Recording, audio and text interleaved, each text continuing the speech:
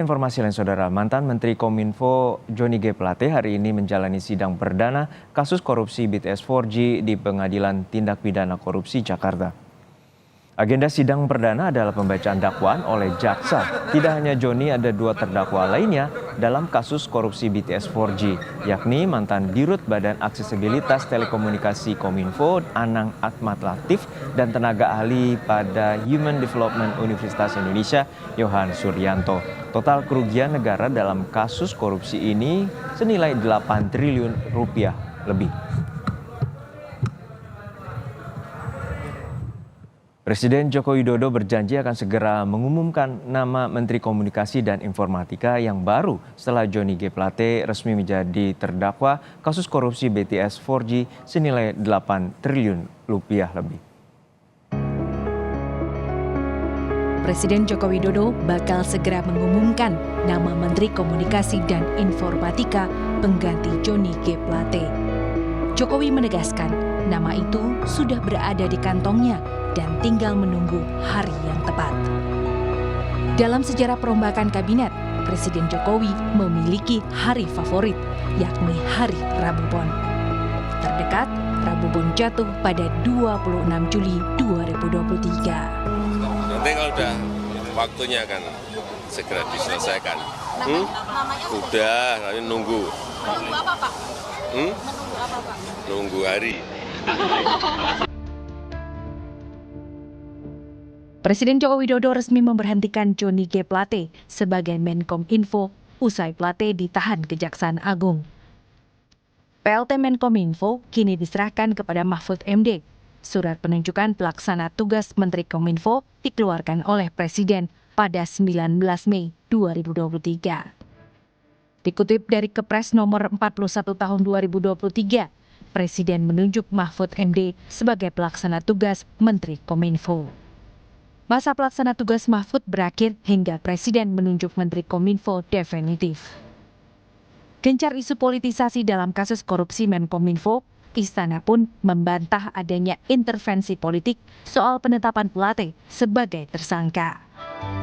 Presiden Joko Widodo meyakini Kejaksaan Agung bekerja secara profesional.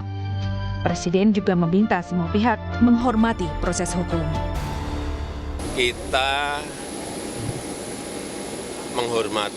harus menghormati proses hukum yang ada. Pak, di isu intervensi politik bagaimana Pak menanggapinya, Pak?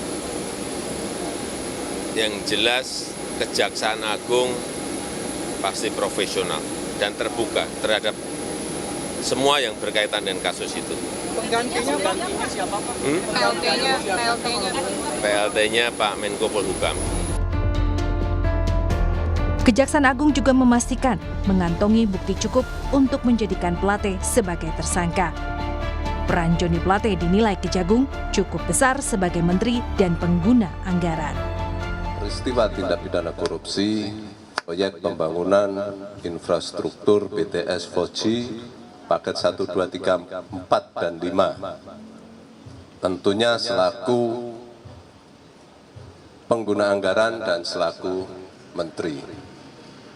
Dana yang digulirkan proyek senilai 10 triliun sekian, kerugian negaranya 8 triliun sekian. Nah, ini mungkin harus kita cermati bersama bahwa ini bukan peristiwa pidana biasa. Penyidik Kejaksaan Agung terus menelusuri harta kekayaan mantan Menkominfo Johnny G. Plate. Di antaranya, tanah milik Plate dengan total luas 11,7 hektar di Kabupaten Manggarai Barat, Nusa Tenggara Timur. Total luas tanah yang disita sebesar 11,7 hektar, terdiri dari beberapa petak tanah. Dengan melakukan penyitaan 3 bidang tanah seluas 11,7 hektar milik tersangka JGP. Berdasarkan penetapan Wakil Ketua PN Labuan Bajo nomor 98 tanggal 7 Juni 2023. Kepala Badan Pengawasan Keuangan dan Pembangunan atau BPKP Muhammad Yusuf Ateh menyebut kerugian negara dalam kasus ini mencapai 8,03 triliun rupiah.